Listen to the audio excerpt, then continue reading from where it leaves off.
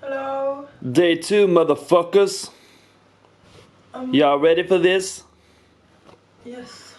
What was that? I'm gonna clean up and then come out and help you. Nice, thanks babe. You're welcome. I love you. I love you too. We are going at it, back at it. Today we are fixing all of the rust that's potentially going to be there and covering all of the metal parts with the rust thing that I bought. It's I have a rust eater and then I have a rust protection paint that I'm gonna put on it, and it's gonna be sweet. The floor is just like this wooden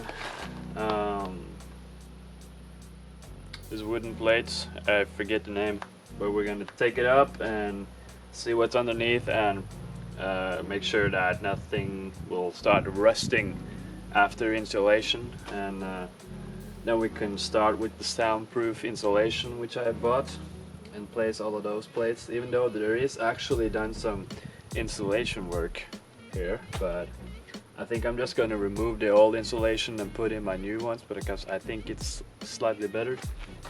So let's get to it then, shall we?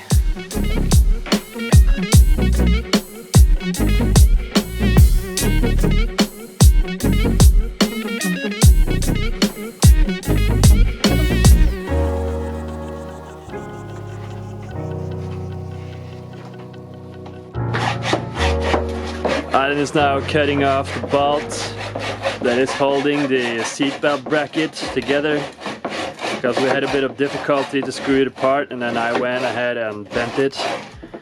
So, she got it, guys. We did it. God damn, teamwork. Teamwork makes the dream work.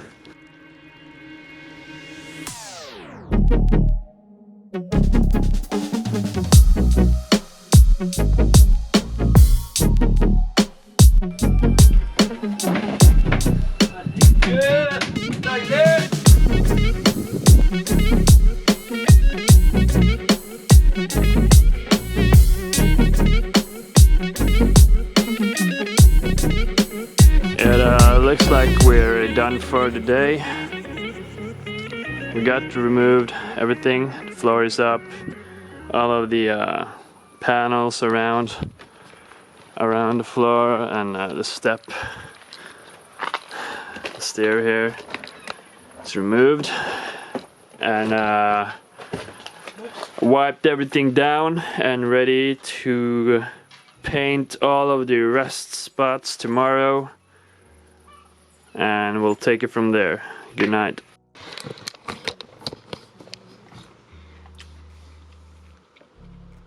What is up? It's day 3, or let's call it day 3. So I've been picking up a lot of new materials today. Among other things, isolation. This is the soft wool stuff, and this is the hard stuff for the floor. I picked up some wiring for the oh shit, there's the fucking lens, bro. Oh, god damn it. Oh, I think she's good. So yeah, and also some wood for the floor and the laminate floor. That should be way more than enough. And also this just moisture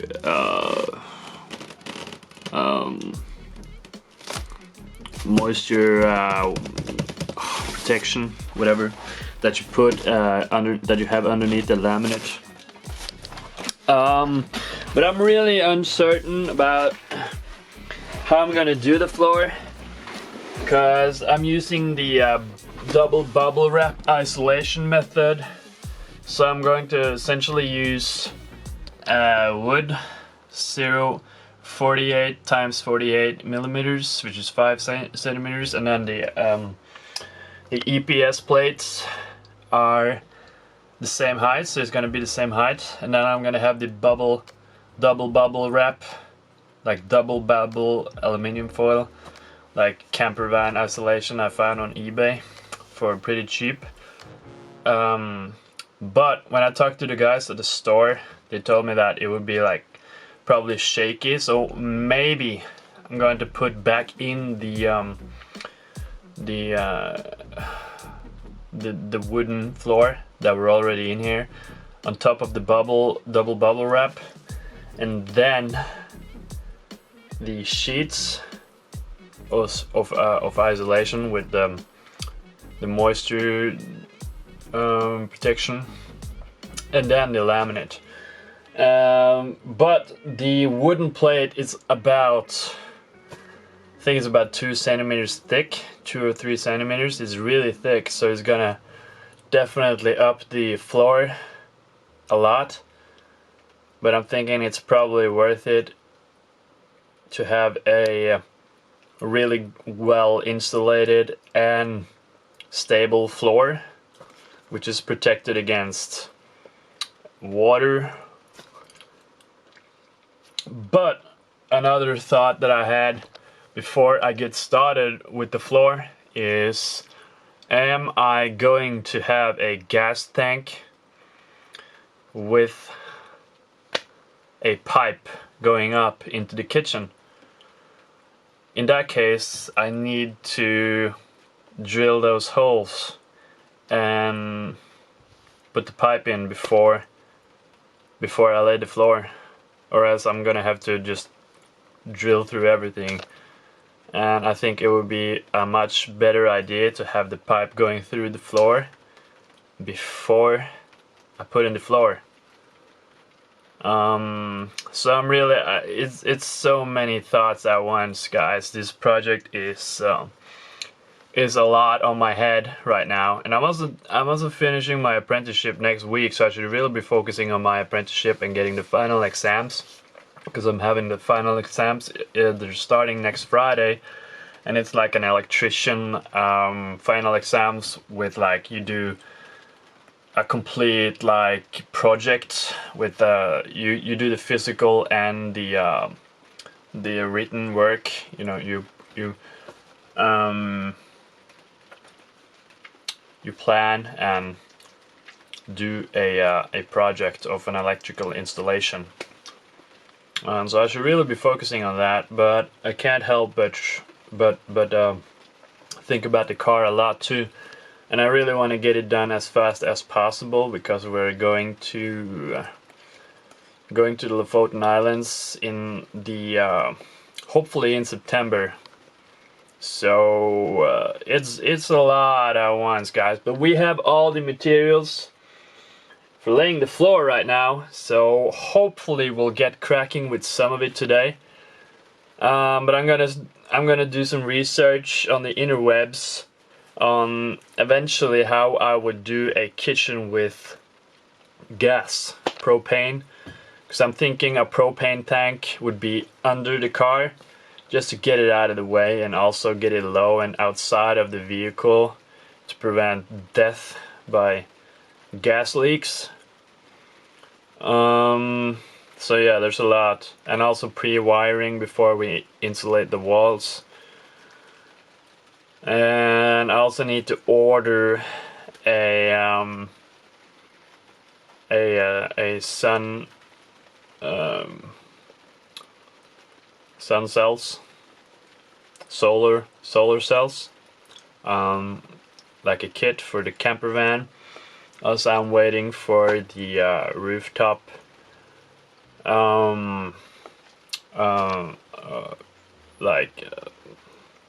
ventilator that I'm gonna have to cut out.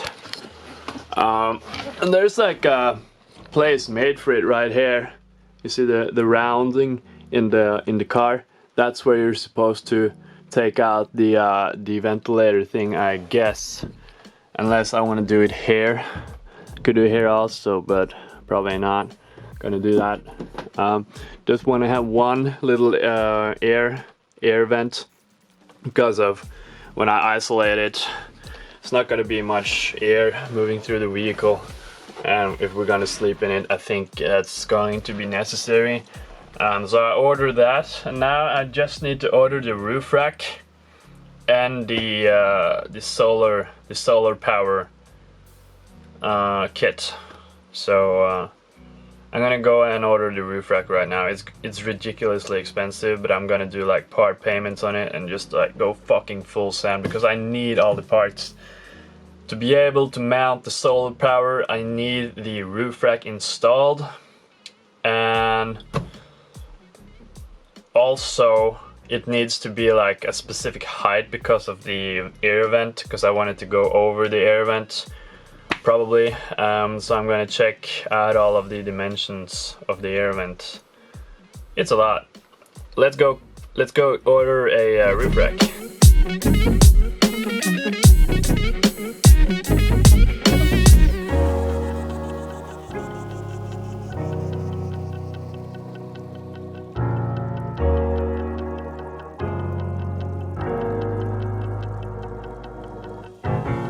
Alright, after a lot of back and forth with deciding what size of sprinter I have, I actually found out I have like the smallest one, which is like the L1H one, which is short and low roof.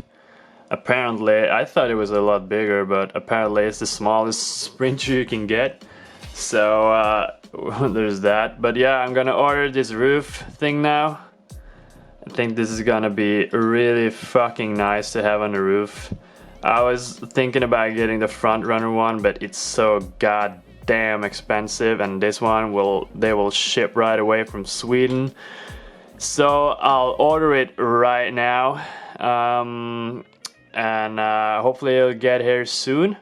And I also need to figure out some kind of spacing to get it high enough so that the air vent has enough room, or maybe you could like space out so that it fits between one of these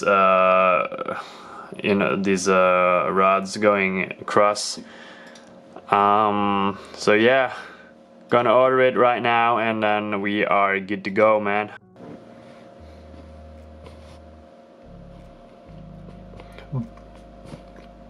Boom!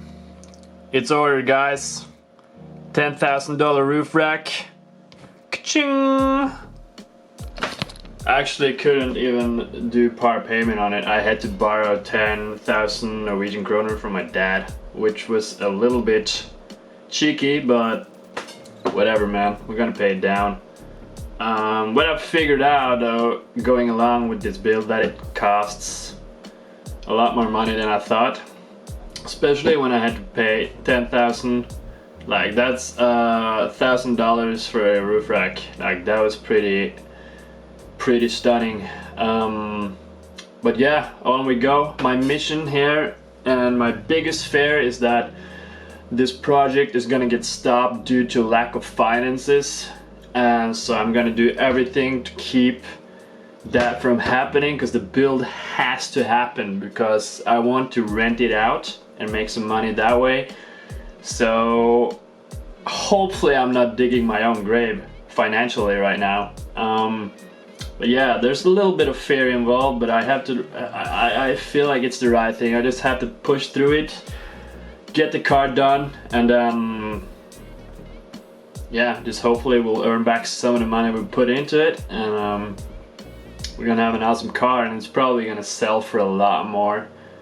If we should choose to sell it, probably won't sell it, but yeah, just have to burn through it and get the shit finished, no matter what the cost, and then deal with that shit later, because I don't want to get stopped due to financial problems. Yeah. So I'm looking at the documentary about the ocean and the plastic, and do not eat fish, please. Seaspiracy. This is just sick. It's fucked up. It's fucked up, and fucked up. Everything is fake. All the Save the Ocean sites are It's all bullshit. It's all bullshit, folks. Don't eat fish. They're all fucking up the planet. yeah. It's no joke. If they still are fishing like they are today, there will be no more fish. The year 2046, we will be dead. Yeah, and then people are gonna be like, "Oh, fuck you, man! You fucking activists!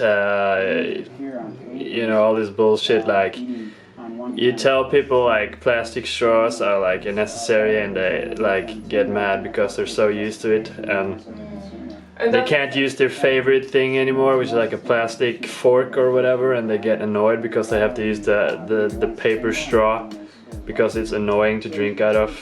Yeah, and that's the smallest thing. And like start hating on activists actually just trying to help the planet. It sucks. It sucks, but it seems like most people have given up though. No, we can't give up. Then People don't give a like shit. The year 2046. No one gives a shit. It sucks. It's just. I'm puking. I give a shit, but I also did not fuck up the ocean and the earth. You know what I mean? Like, it's a big business. Damn, look at that sprinter though. Okay, we are back at it. I am going to start working on the van right now. First thing I'm gonna do is I'm gonna use this double bubble foil to cover up the wheel arches. As I just seen in a video, it's wise to do it before you start laying the floor, and so that you can vapor barrier everything. And then I'm gonna start measuring the wood, the 5 by 5 centimeters, and start laying the foundation for the floor. But first of all, I need to clean out the car again because now it's a lot of dust and shit built up. I'm trying to do a proper cleaning with high pressure air. We'll see how that goes.